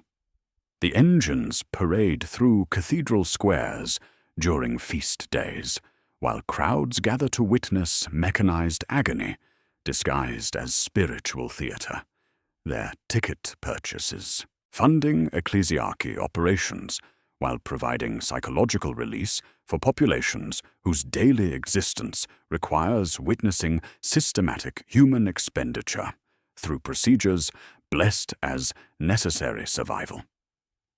When penitent cardiac systems fail under neural interface stress, mercy pistols reappear with familiar purity wax seals crackling under pressure from weapons designed for single-use authorization. Riggers whisper Psalm 9:13 while drawing charges because throughput maintenance remains mandatory regardless of individual conscience or penitent survival. The clearance designation authorizing terminal intervention when operational efficiency requires replacement rather than repair through procedures sanctified as devotional necessity rather than systematic execution. The connection between mechanized penance and broader imperial operations crystallizes through supply chain integration that feeds human resources into systems requiring constant replenishment beyond planetary boundaries. Behind administrative barriers marked with double skull insignia, requisition forms track specialized collection quotas against feeding requirements through mathematics measuring human consciousness in units suitable for stellar navigation rather than individual salvation. Sealed manifests reference Directive Gorgon Theta consignments, containing subjects whose guilt categories include psychic sensitivity requiring different forms of processing through facilities designed for soul consumption rather than mechanical integration. At shift's end, incense thickens while blank-collared handlers precede robed wardens whose faces remain as expressionless as their gloves. Crates bearing serpent seals hum past toward freight lifts, while the confessor steps aside for processions carrying psyker collection lists and authorization stamps. The unseen tithe reveals its ultimate purpose through documentation describing specialized transport requiring armed escort. Their cargo manifests listing subjects whose only crime consists of psychic sensitivity required for imperial communications networks, while their only sentence involves systematic consumption by machinery feeding the Emperor's divine will. The questions multiply with each mercy pistol discharge and each soft cycle sold. Where do psyker subjects originate when their collection requires specialized procedures operating beyond standard criminal justice systems? And who manages their systematic harvesting through operations requiring armed transport and blessed incense? What does merciful termination cost aboard black ships where psyker cargo receives processing through procedures measuring human consciousness against astronomican feeding requirements, while families whisper for purchased endings that transform murder into mercy through administrative precision disguised as spiritual necessity? The serpent-sealed crates from the shrine factory ride freight lifts toward orbital docking bays, where vessels blacker than vacuum wait without ceremony or name. The hulls carry only authority, their holds configured for specialized cargo requiring armed escort and blessed incense. Inside, corridors smell of cleansing agents and solvent, lit by illumination the color of cauterized flesh. Here, The unseen tithe reveals its true scope through operations that convert human consciousness into stellar navigation capability, while maintaining operational security through procedures emphasizing discretion over ceremony. Black Ship Warden Vex oversees planetary quota fulfillment through collection teams operating under cover of routine administrative surveys. Their Departamento Monitorum identification grants access to population centers while concealing true purpose behind demographic research and statistical analysis. Children disappear during census operations, while families receive notification of clerical errors requiring correction through procedures that transform abduction into administrative adjustment, blessed as necessary tithe collection. The collection follows liturgical precision, disguised as bureaucratic necessity. Census teams knock on doors to correct errors in the rolls, and children vanish into corrected ledgers. Adults disappear during routine screenings for occupational placement. Forms follow, stamped and sealed. The paper remains clean, even when the hands are not.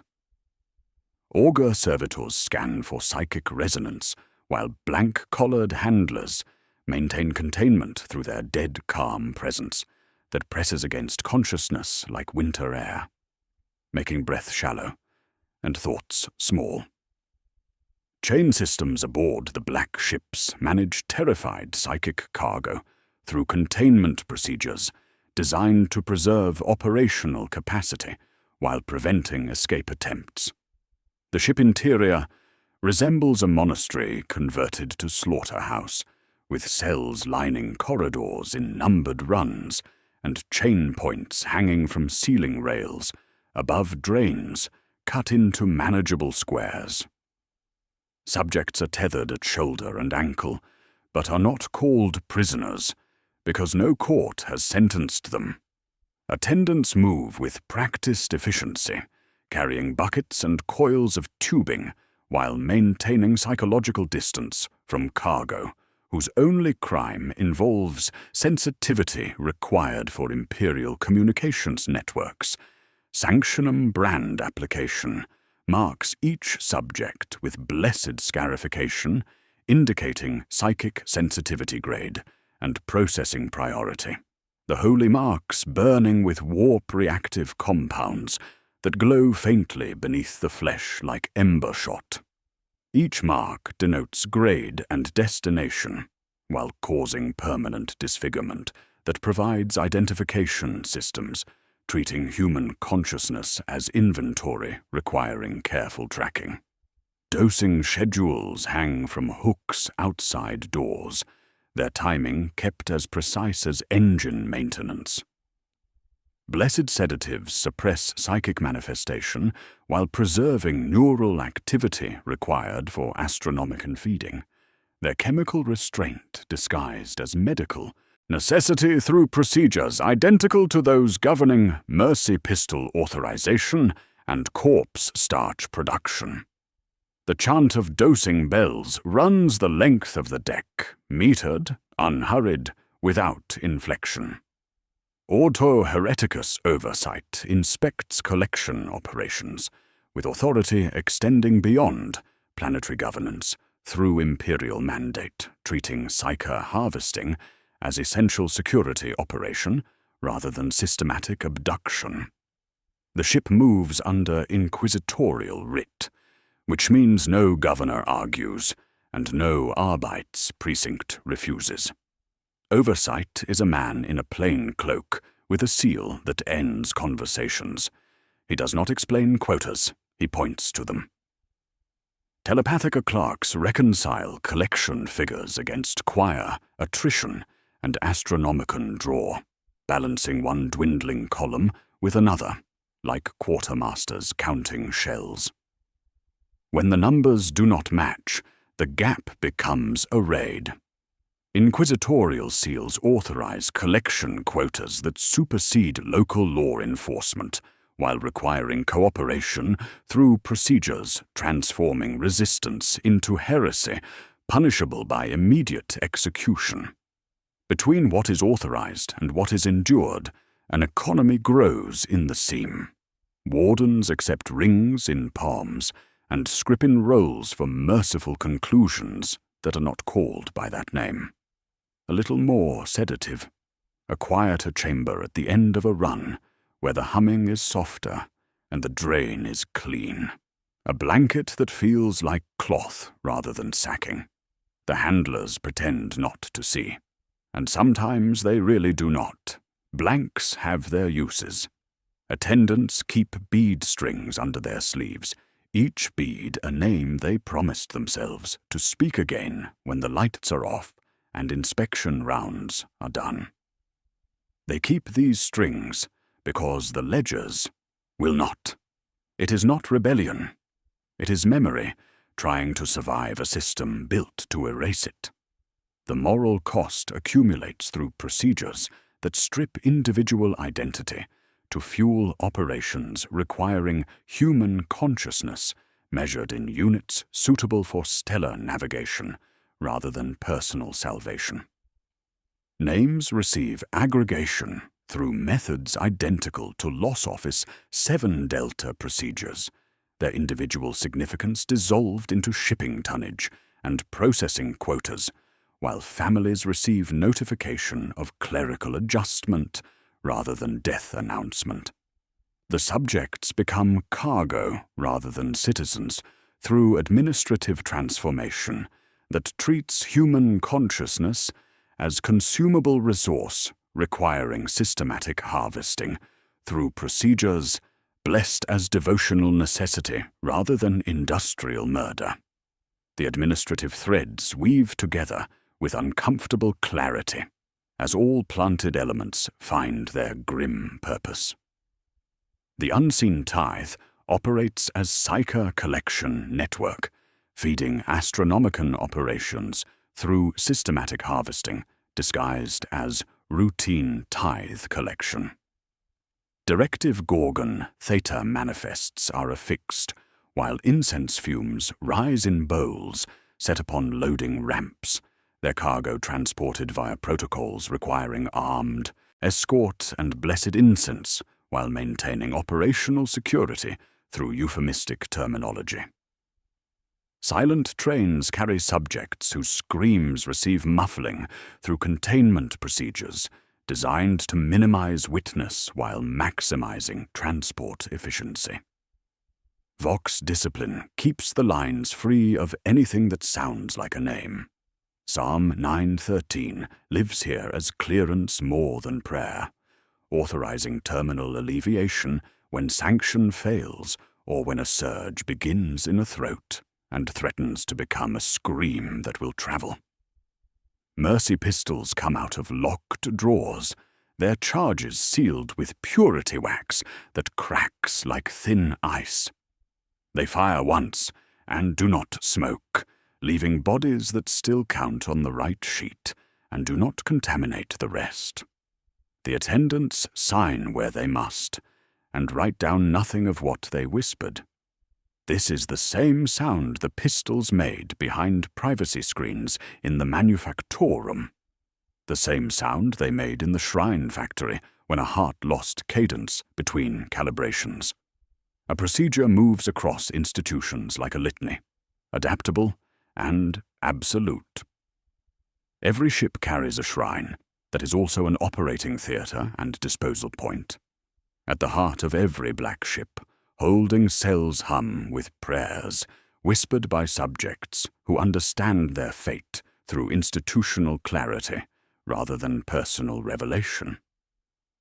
Attendants distribute final rations containing S3 substitute protein, while subjects consume what previous collections have become through processing procedures identical to those governing corpse starch production.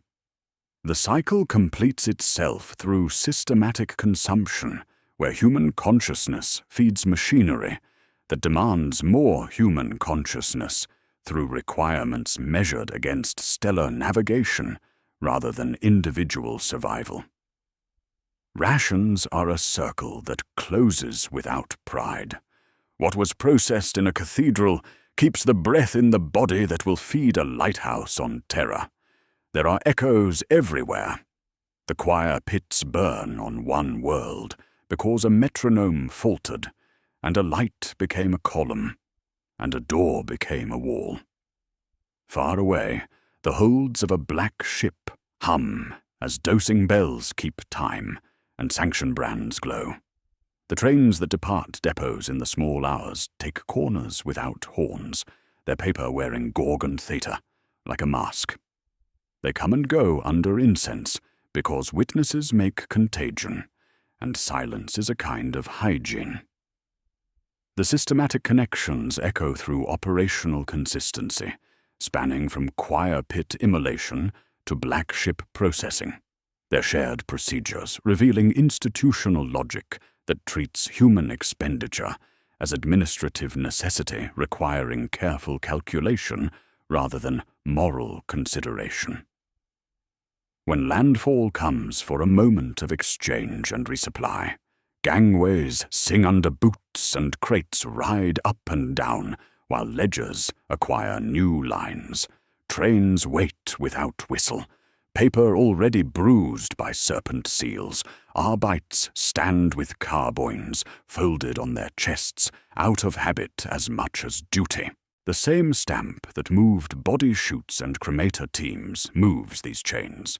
The same verse that authorized mercy in a charnel ward unlocks a drawer here when a threshold is crossed. The machine continues to turn because it has been built to accept human lives as its only reliable fuel. When the bays are scrubbed and the logbooks sealed, and the bells fall quiet for a watch, the echo of the choir pit remains. Fire answers to forms. Doors know when to close. Keys turn together. Silent trains depart, while deckhands below shovel ash into consecrated drums. Somewhere far under a different roof, a winch coughs, a chute rattles, and a foreman's counter clicks upward by the kilogram. The machine continues turning, relentless and indifferent, consuming human lives to sustain its impossible existence through cycles that transform every aspect of human experience into fuel for imperial survival. The questions do not quiet with the bells. If universal complicity keeps the lights burning and the beacon lit, what survives of virtue beyond the discipline to sign on the right line and keep the right hour and ask nothing you cannot file? And if remembrance is a crime against efficiency, how does a civilization recall anything beyond procedure once all the names have been aggregated into weight and each prayer has been reduced to a clearance code?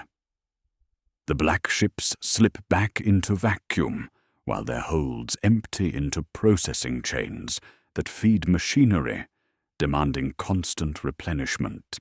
And the pattern completes itself with administrative precisions spanning from orbital docking bays to planetary reclamation decks where bodies continue rattling down chutes like prayer beads, marking hours until the next collection.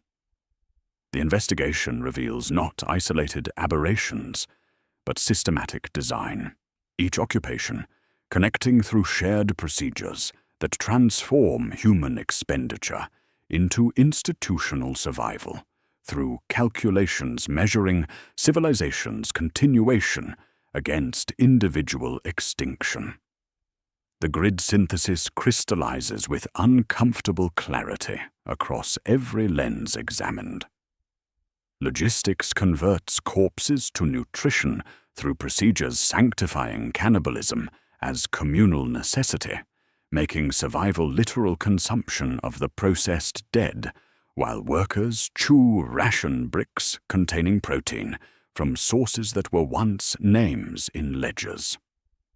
Medicine converts suffering to throughput through triage calculations, measuring human value against anesthetic supplies, ensuring institutional continuity through systematic abandonment disguised as clinical efficiency, while mercy pistols crack behind privacy screens. Purity converts fear to flame through cleansing operations that transform contamination anxiety into area-wide incineration, making terror productive through brass plates struck with ceremonial mauls that authorize neighborhood immolation, blessed as spiritual necessity. Machine maintenance converts digits to stability through exposure protocols, sacrificing worker extremities to preserve equipment function, ensuring technological continuity through systematic consumption of human flesh measured in fingertips and calcified lung tissue, while chronometers count toward inevitable sterilization. Penance converts guilt to spectacle through mechanized suffering that transforms individual shame into public entertainment, generating revenue streams, funding ecclesiarchy operations, while providing psychological release for populations whose survival depends on witnessing systematic human expenditure. Psychic processing converts names to illumination through consciousness, harvesting that transforms individual identity into stellar navigation capability, feeding the Astronomicon through procedures treating human souls as consumable fuel, requiring constant replenishment through black ship collections and choir pit immolations. The consequences accumulate beyond individual suffering into civilizational damage, compounding across generations through environmental and psychological scarring, disguised as operational necessity. Ecological devastation spreads from perpetual incineration operations, creating atmospheric contamination that calcifies lung tissue while sterilizing soil through chemical residue, blessed as purification rather than poisoning. Skies hang the color of boiled bone, while ash descends like seasonal weather, taking root in respiratory systems until breath sounds like prayer and rivers taste of promethium. Generational trauma embeds itself through ritual systems, normalizing systematic human expenditure, making children witness procedures that transform murder into ceremony, while training populations to perceive survival as obedience to administrative authority rather than resistance to institutional cruelty. Institutional calcification punishes innovation through procedures treating deviation from established methods as heresy, deserving terminal response, ensuring systematic stagnation that preserves administrative authority while preventing adaptation to changing circumstances. Population conditioning creates psychological dependence on authoritarian guidance through procedures transforming individual agency into collective compliance, making questioning institutional necessity equivalent to challenging imperial survival through treasonous inquiry deserving immediate execution. The reframed thesis emerges with brutal clarity. The Imperium's worst occupations are not administrative errors requiring correction, but policy implementation requiring systematic execution. Every procedure examined represents deliberate design rather than bureaucratic accident, each authorization, stamp, and clearance code functioning as intended components in machinery designed to consume human lives while preserving institutional authority through systematic transformation of individual tragedy into collective necessity. The horror lies not in malfunction, but in perfect operation. The complete payoffs arrive with accumulated weight linking every planted element through shared administrative procedures. The S3 substitute ration brick breaks along scored lines in hands that have learned not to taste what they chew, its sanctified protein representing processed dead, consumed to maintain production quotas that process more dead through cycles spiraling inward like serpent seals. In underdeck passages, Jin reaches his 67th hour while singing the liturgical verse encoding exposure limits as devotional prayer, his sterilized lungs producing harmonics that sound like hymns while functioning as death rattles. Directive Gorgon, Theta, operates as civilization's conscience seal, authorizing transport of cargo too terrible for standard documentation while maintaining operational security through euphemistic terminology that transforms systematic abduction into administrative adjustment. Wreath of cinder plates hang in ecclesiarchy offices, hammered flat and polished, as pride plaques rather than authorization instruments, their brass surfaces reflecting imperial aquilus, while concealing weeping torch engravings that authorized mass immolation, transformed from functional tool to decorative symbol representing institutional psychology that converts systematic murder into administrative achievement. Psalm 913 echoes across facilities as clearance designation rather than verse, authorizing terminal intervention through mercy pistols that fire with identical wax seals, cracking whether behind medical privacy screens, penitent engine calibration bays, or black ship processing chambers. The ending returns to beginning with procedural inevitability. On Reclamation Deck 6, a deckhand in oilcloth leans his shoulder into the winch lever. It coughs, judders, catches. Sheet-wrapped bodies rattle down processing chutes, while he recites the litany of unburdening with mouth tight around familiar words, stamped boots, compact cargo, to meet tonnage quotas, while the brass counter clicks upward by kilogram rather than name. At mid-shift, he breaks his ration brick along scored lines and chews methodically, without tasting, while S3 substitute dissolves on his tongue like communion wafer made of processed predecessors. The foreman taps the counter with mechanical precision, while workers drag wrapped weight from chute lip to trough, their movements synchronized with procedures spanning from Loss Office 7 Delta to Black Ship holds through shared authorization codes and identical administrative stamps. The belt carries cargo toward rendering bays, where the cycle continues, individual identity transforming into aggregate weight suitable for tomorrow's calculations. One more corpse, one more meal, one more day the machine operates. There is no triumph here, no redemption through sacrifice, no meaning beyond procedure. Only the sound of bodies rattling down chutes while counters click upward, and workers break ration bricks containing what they themselves will become.